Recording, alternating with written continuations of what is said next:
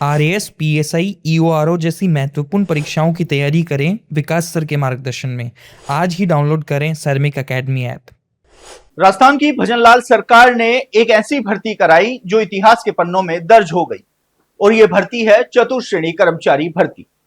आपको बता दें कि 53,750 पदों पर इस भर्ती में जितनी तेजी दिखाई गई है, ऐसा आज तक कभी देखने को नहीं मिला। एक समय लग रहा था कि चतुर्श्रेणी कर्मचारी भर्ती साल 2027 के मध्य या अंत तक पूरी होगी, लेकिन रोजगार मेले से पहले भजनलाल सरकार ने बड़ा फैसला लेते हुए इस भर्ती में इतनी तेजी लाई कि अब यह भर्ती पूरी होने की कगार पर है और नियुक्तियां जो हैं वह अंतिम चरण में चल रही हैं। लेकिन अब नियुक्ति प्राप्त करने के साथ ही युवाओं का मोह भंग होता जा रहा है कि वह चतुर्श्रेणी कर्मचारी पद पर जो है वह नौकरी करें, क्योंकि चतुर्श्रेणी का इनको पद दे दिया, इनका पे लेवल दे दिया, लेकिन विभागों में जो इनको काम दिया जा रहा है वो काम कहीं ना कहीं नियमों से विपरीत है। स्कूलों में आदेश निकाले जा रहे हैं कि चतुर्श्रेणी कर्मचारी भर्ती के जो चयनित हैं वो चौकीदार का काम करेंगे, शौचालयों की देखरेख करेंगे, जाले हटाएंगे, झाड़ू पोछा करेंगे। तो वहीं चिकित्सा विभाग में इनको वार्ड बॉय की जिम्मेदारी दी जा रही है कि वो वार्डों का जो सार संभाल का काम है वह देखेंगे।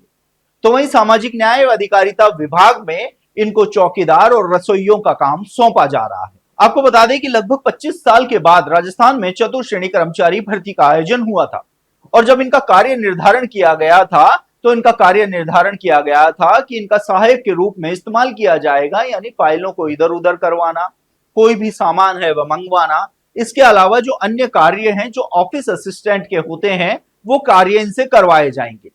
लेकिन अब इनको जो काम सौंपे जा रहे हैं वो कहीं ना कहीं इनके लिए काफी निराशा भरे हैं। इसका विरोध भी बढ़ने लगा है। आपको बता दें कि अब जो शिक्षक संगठन है, जो जनप्रतिनिधि हैं, वह मुख्यमंत्री भजनलाल शर्मा को पत्र लिख रहे हैं कि चतुर्श्रेणी जो कर्मचारी हैं उनके काम को लेकर बरती जा रही जो मनमानी है वह कहीं ना कहीं युवाओं पर भारी पड़ रही है। देखिए, बेरोजगारी का दंश ऐसा है कि इसमें हाई क्वालिफाइड अभ्यर्थियों ने हिस्सा लिया था। कोई बीए है, कोई एमए है, कोई किसी ने पीएचडी कर रखी है।